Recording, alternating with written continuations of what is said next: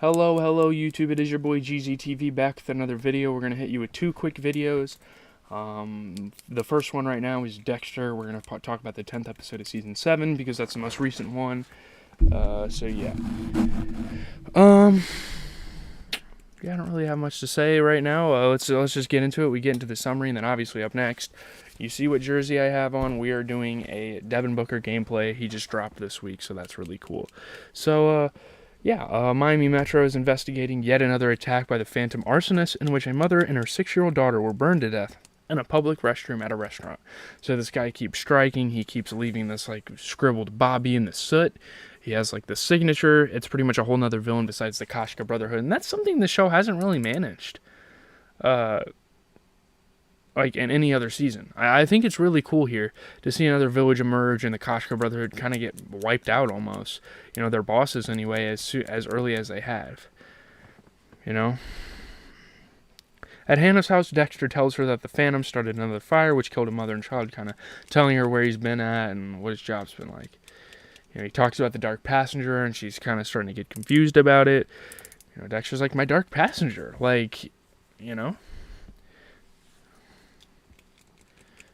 Hannah asked him why he calls it that. Dexter said because it's like this thing living inside me, telling me what to do, saying I have to kill, not leaving me any choice. Hannah's like, you're not a puppet. You can make your own decisions, Dexter says he doesn't have a choice. Hannah said, come on, Dex. This sounds ridiculous to her. Dexter says, certain kills aren't the same as others. Some are dark passengers, some aren't.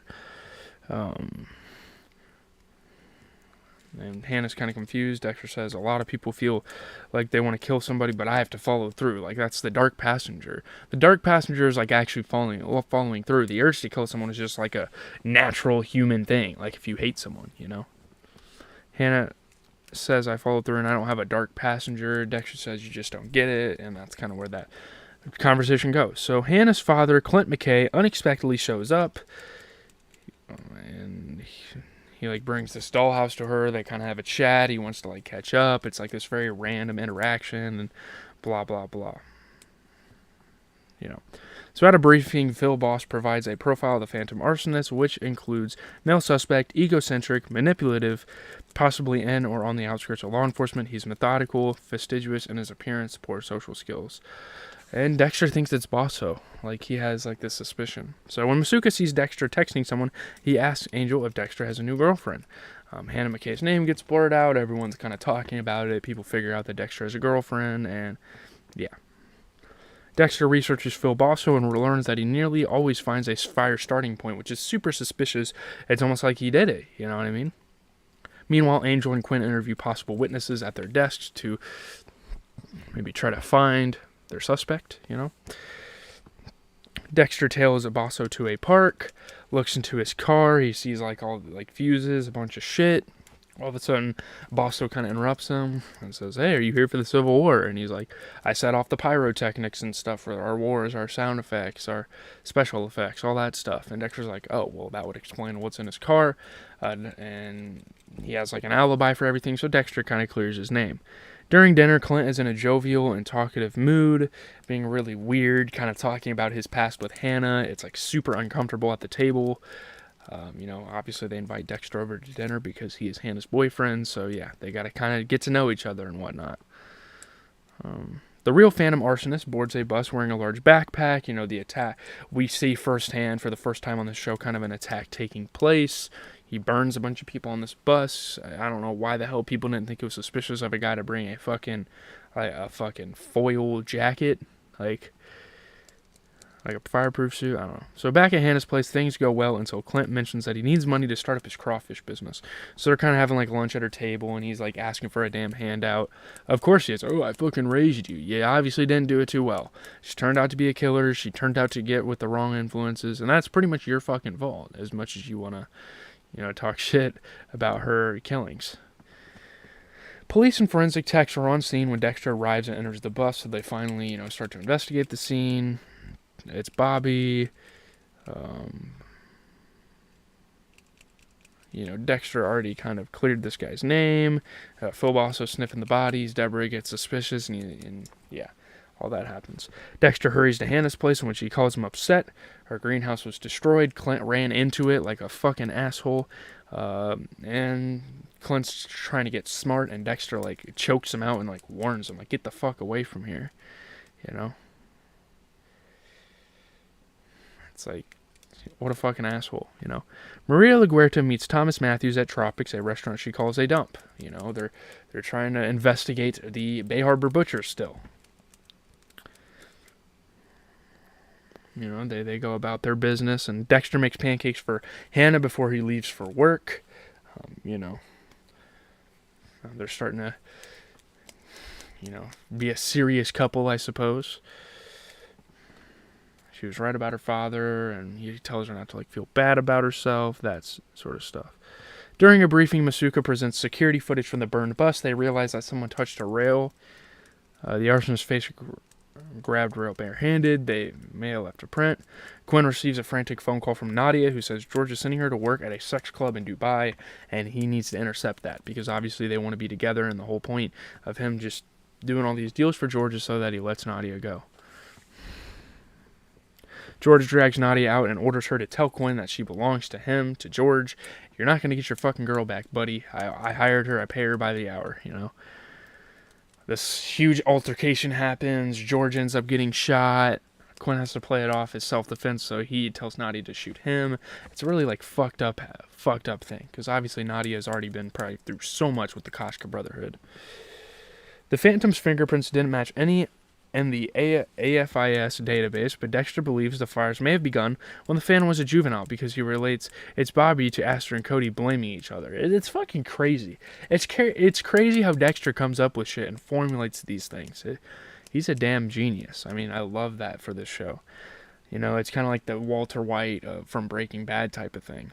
Dexter brings a fingerprint to City Hall and breaks into the juvenile records office, has the lock-picking kit, and Jensen finds Joe Jensen. It was a match. He was released from psychiatric. He tried to burn his freaking school down. So yeah, they pretty much have him. Dexter says, now that I have proof my urges are beyond my control, I have to kill him. And Harry's aware, you know, it's his dark passenger, like his vision. Harry's almost his dark passenger, or like the angel on his shoulder, telling him out of his dark passenger who's the devil on his shoulder. It's a really cool dynamic. You know, Dexter kind of tells Harry he got it from him. Harry said, I gave you the code, not the dark passenger. Dexter says, you said it got into me too early in that shipping container. Like, Harry said, I meant you were traumatized, Dexter. Well, that's what he said. And, like, it's not that you're, like, born this way or, like, I taught you. It's like you were fucking traumatized, so you had to, like, cure your trauma by killing people. Like, that's... Dexter says, you sound like Hannah talking to me about my dark passenger. Harry says, maybe she's right. Dexter says, this just can't be a feeling. Harry asks why. Dexter says, because if there's no dark passenger, then I'm responsible for everything I've done. It sure is a lot simpler to just pin all the blame on something else, isn't it, Dexter, is what he says. You know, Dexter's trying to deject blame and pretty much say it's just his dark passenger, which makes no sense. Maria and Matthews visit the spot where the cabin was located before it was blown up. Juan Alonso owns the property. They talk about him. All that stuff happens. Santos Jimenez was brought up and back at the Tropics. Matthews tells Maria that Jimenez was one of the 3 men who murdered Dexter's biological mother because she was a CI for Harry Morgan, and yeah, so he pretty much like explains Dexter's backstory to LaGuerta, and now they're like, yeah, this sounds about right. You know, Dexter sees Jimenez, he disappeared, seeking revenge after him, and yeah, a lot of things are pointing to the Bay Harbor Butcher being Dexter, and obviously they're right, and that's kind of like a storyline playing out, and I cannot wait to see how that storyline ends. That's going to be really interesting. He tells her that the ice truck killer was his brother, and Maria's starting to put the pieces together. Clint shows up uninvited at Dexter's apartment as Jamie is about to take Harrison swimming. He's like, what the hell are you doing here? You know, he's trying to blackmail Dexter, all this shit. Saul Price was paying him to dish dirt on his own daughter, which is fucking crazy. Deb questions Quinn at the foxhole regarding the shooting, and he explains that he was there to talk to George about Nadia. Like, he wants to get his fucking girl back. He doesn't want her to just be owned by the fucking Ukrainians the whole damn time. Dexter tells Hannah about her father's blackmail attempt, and she decides to give him the fucking money. And Dexter says that he's not going to be around. Well, no. Dexter sets up a kill room in Jensen's basement, forces Jensen to breathe smoke and questions him about Bobby. And Jensen kind of tells him, like, the backstory on that. Dexter has, like, these sentimental things, like the smoke. It's kind of crazy. He cuts him loose.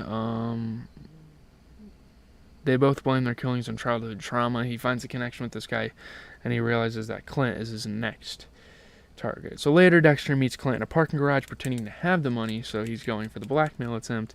And then he puts him on the kill table.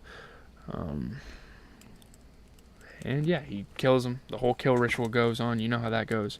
So over the phone, Deb thanks Dexter for the Phantom Arsonist arrest. However, she refuses to lay off Hannah. She's not going to leave her alone. Dexter returns to Hannah, finding that she has withdrawn the blackmail money for her father. He's like, we had to talk. You're not going to see him again. And obviously Hannah should know what that means, but I guess she doesn't. Deb asks Angel for his help in finding a woman named Arlene Scram because Hannah's father had left a message that she is a witness to a murder. So now there's kind of a cliffhanger situation where Hannah might be under fire for this witness, and Arlene Scram for poisoning one of their counselors. Literally saw Hannah put shit in this person's food and kill him. So, yeah, that's where we're left off at. Leave a like, comment, and subscribe. Here in a little bit, I'm going to be making a 2K gameplay video. I'm probably going to go watch The Walking Dead. Then I'm going to start editing part 2 of the Pink Tape video. You guys have been, a decent amount of you have been watching the first part. So if you like music, go over there, watch that. All sorts of albums dropping this summer. So it's a pretty exciting time. But I'm out. That's all I have to say for today. Probably streamed